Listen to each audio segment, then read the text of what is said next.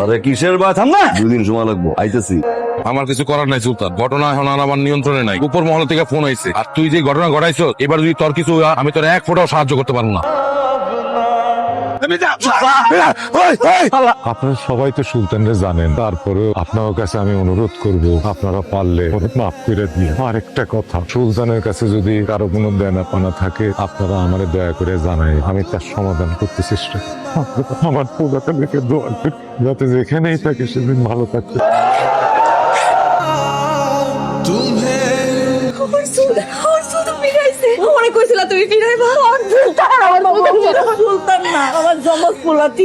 সুলতান না 30 বছর আগে হসপিটাল থেকে চুরি হয়ে গেছিল।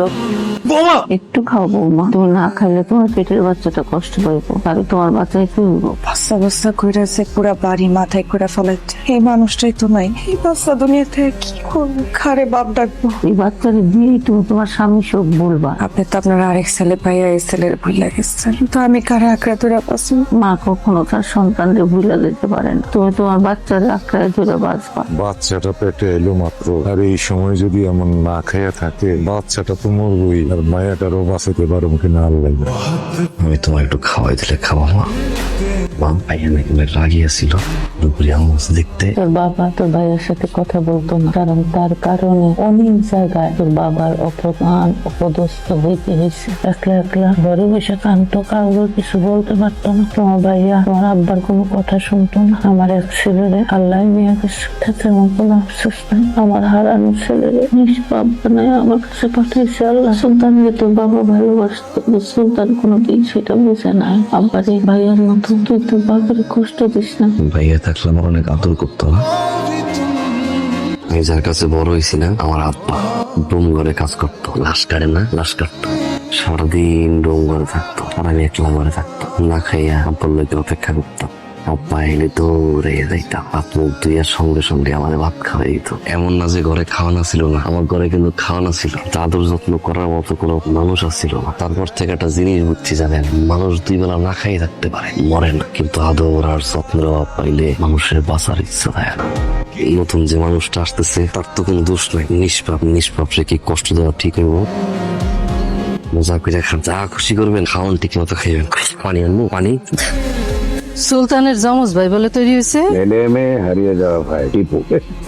ওই বলে দেখতে হুবহু সুলতানের মতো। সুলতানের মতো দেখতে, বোধাই হালাই সুলতানের মতো তো ধারণা না। ভোদাই চালাক তো বুঝি না। আমার জামাই রে যে মারছে, তার অস্তিত্ব তো আমি রাখতে চাই না। পরে দেখলি তো আমার সুলতানের কথা মনে পড়ে যাইবো। আমার জামাই রে মাইরা আমার চোখের সামনে দিয়া ঘুরা বেড়াইবো, তাহলে তো তারে আমার মারতে ইচ্ছাই করবো। কি করবো না? গত সপ্তাহে বউয়ের ডাক্তারের কাছে নিয়ে যাওয়ার ডেট আসছিল, নেওয়া তো হয় নাই। তুই আজকে একটু বউরে ডাক্তারের কাছে যাবি? আমার লাগবো না, ডাক্তার কইছে যে সামনের সপ্তাহে গেলেও নাকি চলবো। এইটা তো আমি জানি, কি পূজা লাগবো না আম্মা, আমার একটা রিক্সা ঠিক করে দিলে চলবো, আমি একা যেতে পারবো। যার একটা রিক্সা ঠিক করে দেওয়া লাগে একা যেতে পারে? আপনি চিন্তা করেন না, আমি আছি, আপনি চিন্তা করেন না। আপনি রেডি হন, আপনার সাবানটা নিয়েছি, কিছু মনে করেন না। সেকেন্ড সময় না বাইরে এলে ঘর বাড়ি কিন্তু ছাতু বানায় ফেলাবো।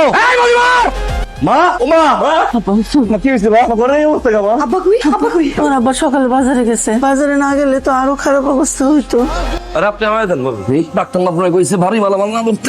কথা কই ভাবি, ঘরের বাইরে আন না। কমিশনের লোকজন তো ভালো না, কোন সময় ক্ষয়ক্ষতি করে। ওনারে কইছিলাম সব ঝগড়া বিবাদ সব সাইডা দিতে, আমার লিগা না হোক। এই বাচ্চাটার কথা চিন্তা করে হলো সব সাইডা দিতে। মুখটা তো নাই, কিন্তু তার কর্মের ফল সবাই অনুভব করতেছে। বাসার প্রত্যেকটা মানুষ আতঙ্কে আছে।